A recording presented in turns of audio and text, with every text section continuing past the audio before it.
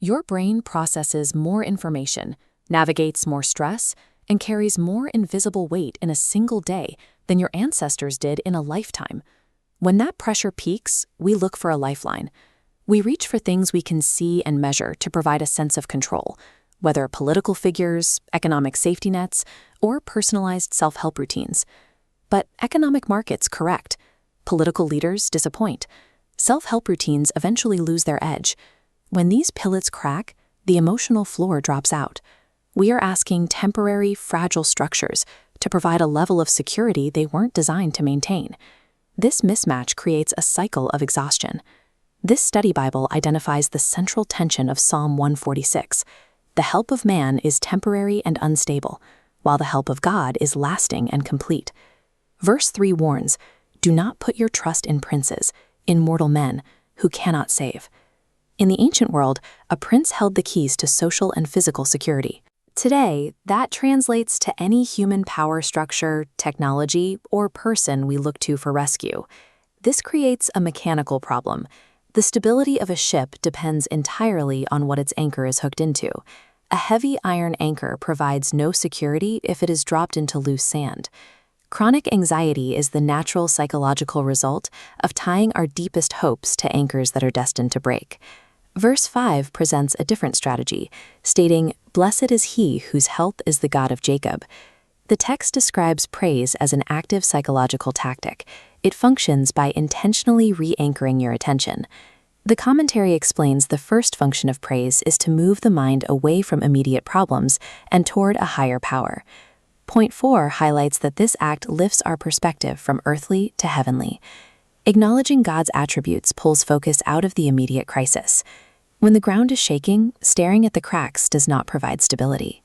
Intentionally shifting your gaze upward to something solid allows you to find your footing. It is easy to assume that an infinite creator is too occupied with the cosmos to care about a quiet Tuesday afternoon panic attack. Verse 7 describes God's work in human struggle. He sets prisoners free, intervening for those trapped by trauma or addiction. Verse 8 adds, "He lifts up those who are bowed down," acknowledging the physical posture of depression and grief. Verse 9 focuses on the most vulnerable, the foreigner, the orphan, and the widow. It shows God specifically protecting the isolated and the marginalized. Human systems typically prioritize the strong and calculate risk. This text describes a power that specifically moves towards the broken. This God isn't watching from a distance. He is operating right in the trenches of human suffering, ready to take the load.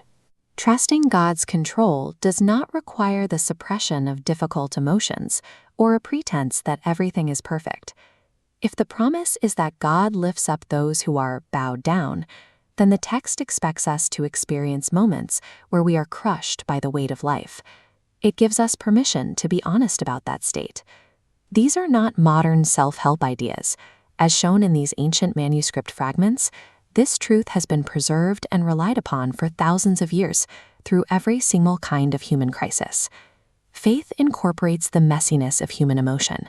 It recognizes the presence of a rescuer while the situation is still difficult. The chapter closes with a definitive observation in verse 10.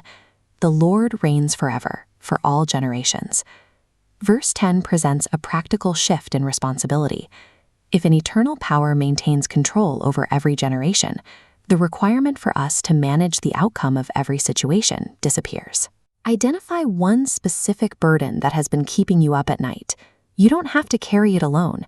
You can stop striving, shift your gaze upward, and place that weight on the one anchor that will not break.